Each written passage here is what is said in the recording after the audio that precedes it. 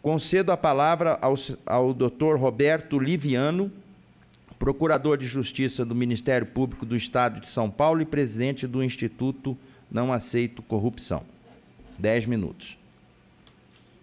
Bom dia, senador Nelsinho Trade. Quero cumprimentá-lo pela atitude democrática de tomar essa iniciativa e organizar esta sessão de debates. Ela, de fato, se fazia imprescindível, porque, inclusive, na Câmara, nós tivemos a urgência de votação deste projeto, que lá recebeu o número 10887, em 8 minutos. Né? A urgência de votação foi aprovada em 8 minutos. O projeto original do deputado Roberto de Lucena foi desfigurado na Câmara. Então, eu quero cumprimentá-lo pela postura democrática de abrir essa sessão para discutir esse projeto hoje, nessa oportunidade. Assim, quero cumprimentar a todos que integram essa mesa e penso que é extremamente importante discutir isso. Aliás, antes de mais nada, quero concitar o Senado a ativar as comissões. É extremamente importante que as comissões do Senado debatam este projeto de maneira intensa para que nós tenhamos efetivamente a democracia viva, né? Ouvindo todas as comissões na sua plenitude para que tenhamos democracia participativa. Quero também me posicionar no sentido de que haja outras oportunidades para que organizações importantíssimas da sociedade civil, como Transparência Internacional, Transparência Brasil, Transparência Partidária, Open Knowledge, que tem muito a contribuir em relação a este projeto, sejam ouvidos.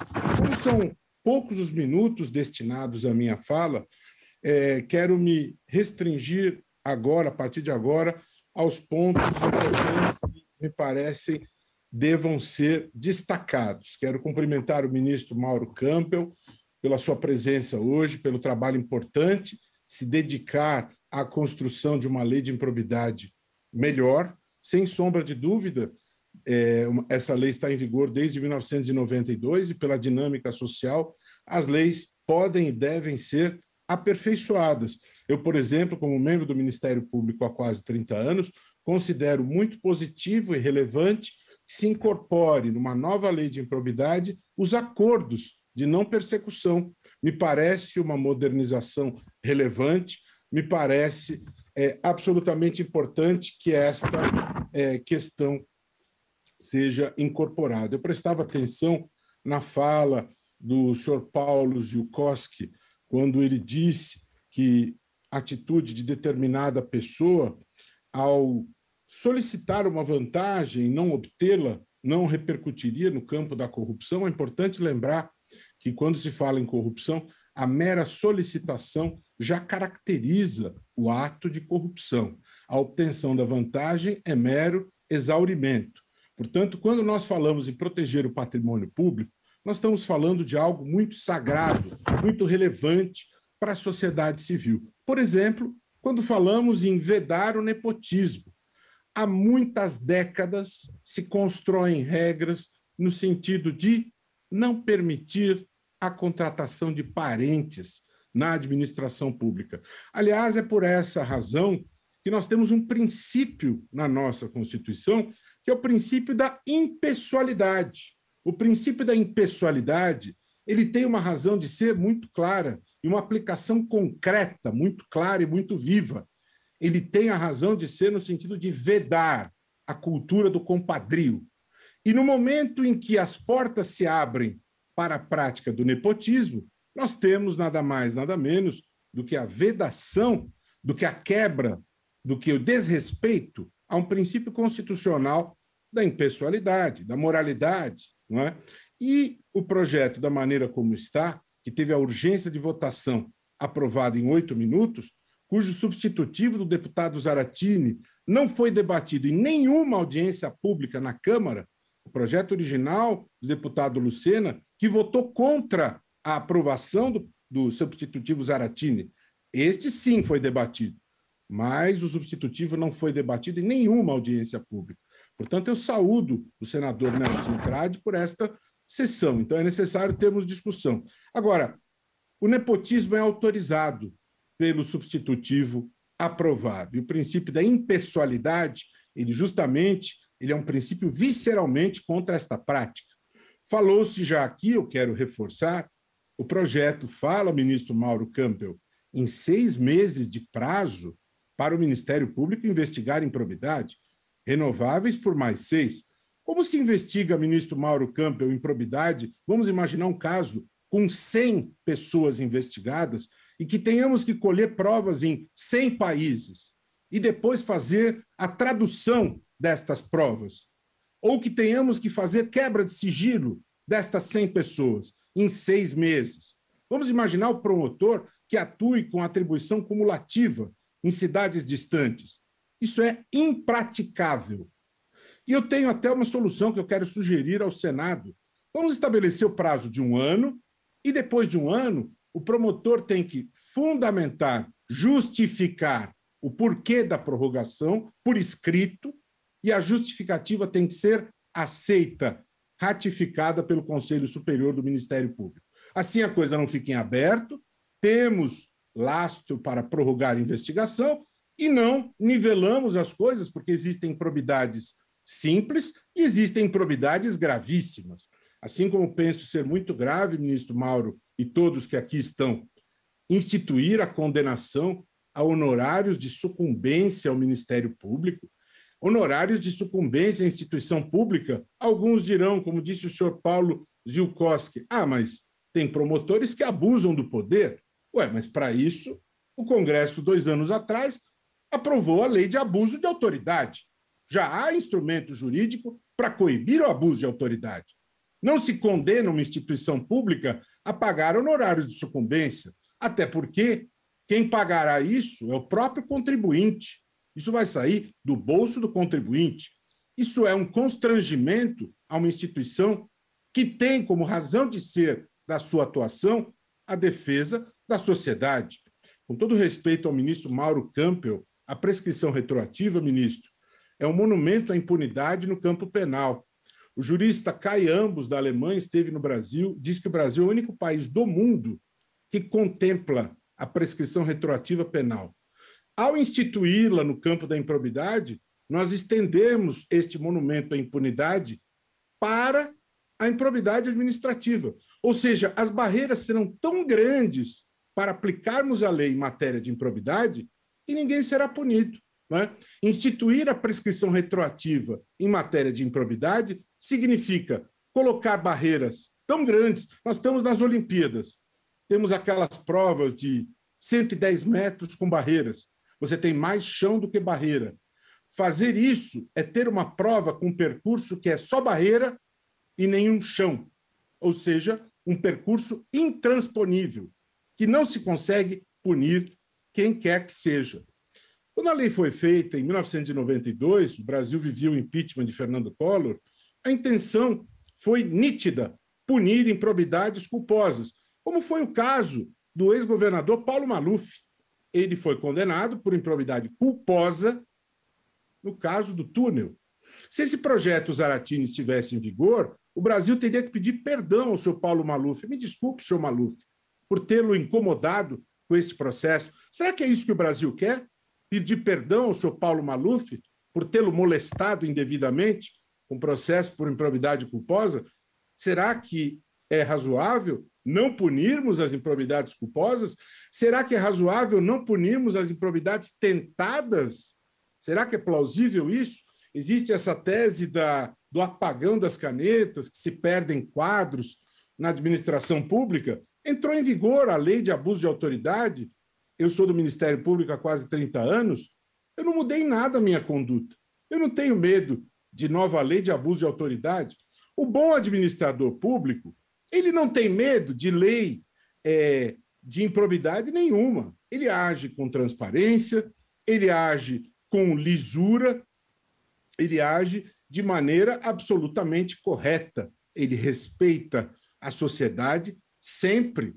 Então, ele não tem medo de absolutamente nenhum promotor. Aliás, as pessoas debatem os casos perante a justiça, dentro do devido processo legal, e nós não podemos jamais, usando aquela figura que é muito emblemática, jogar 15 segundos. Jogar a água do banho fora e o bebê junto. Vamos ter cuidado, né? Fazer ajustes, sim, mas construir uma lei que seja instrumento garantidor de impunidade, não. Jogar a água do banho fora e o bebê junto é prejudicar a sociedade e termos um monumento à impunidade. Muito obrigado por esse espaço e que outras organizações da sociedade civil tenham a possibilidade de também debater. Isso é bom para a sociedade, isso é democracia viva, é respeito à sociedade, respeito ao povo. Muito obrigado.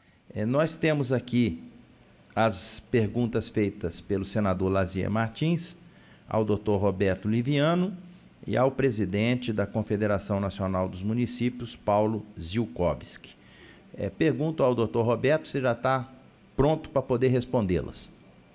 Pois não, doutor Roberto, que seja breve para a gente poder concluir com a participação do E-Cidadania, que eu gostaria de registrar.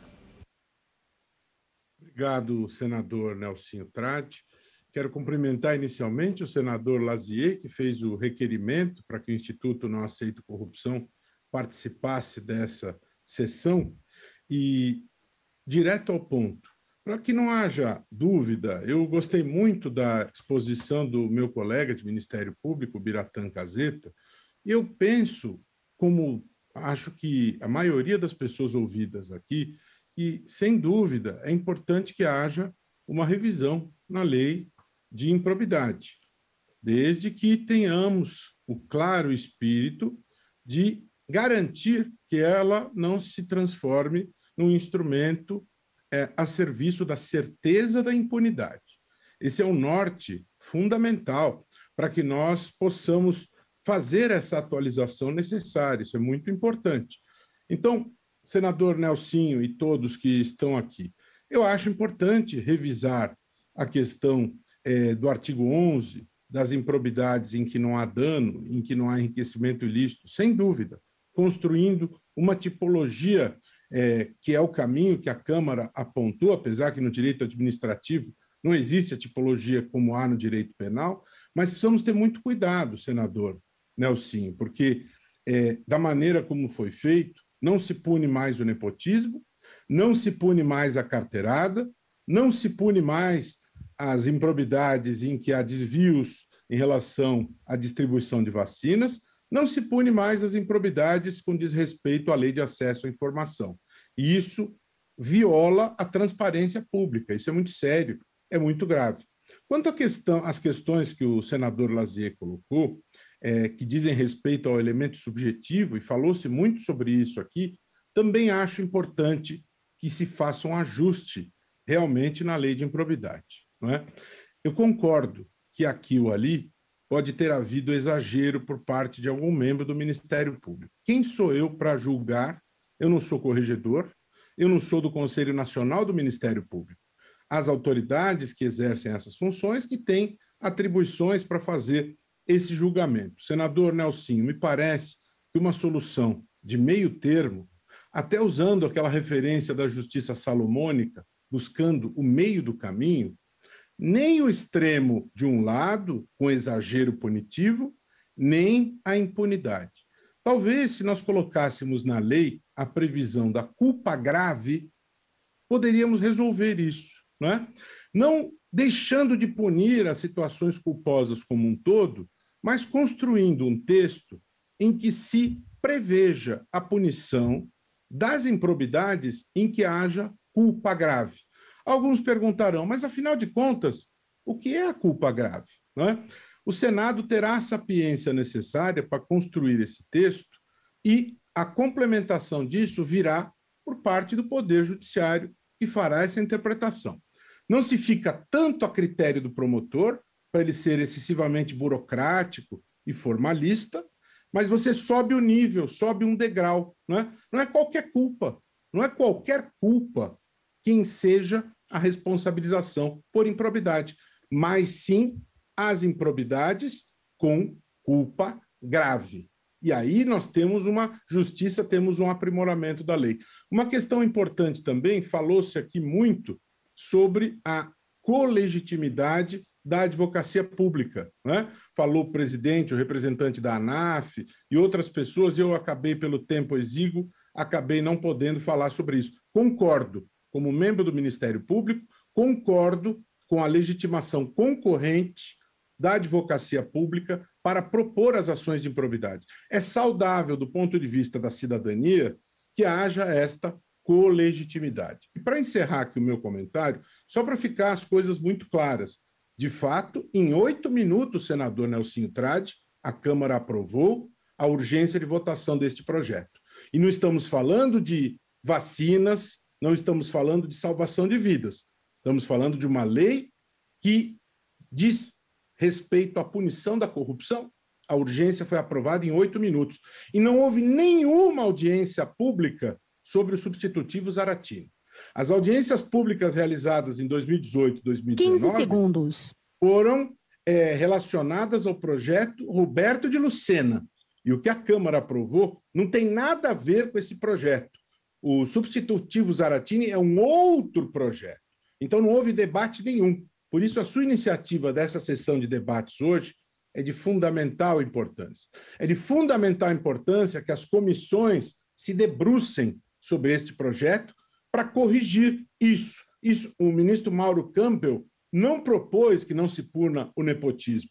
Ele não propôs que o Ministério Público tenha 6 meses de prazo para investigar centenas de suspeitos colhendo provas em outros países. Ele não propôs isso. Então, é necessário que se faça o ajuste necessário para modernizar a lei, criando, por exemplo, os acordos de não persecução, uma modernização importante. A culpa grave pode ser um bom caminho, mas sem que a lei se transforme num instrumento garantidor de impunidade, o que é indevido e nenhum senador da República o quererá. Muito obrigado.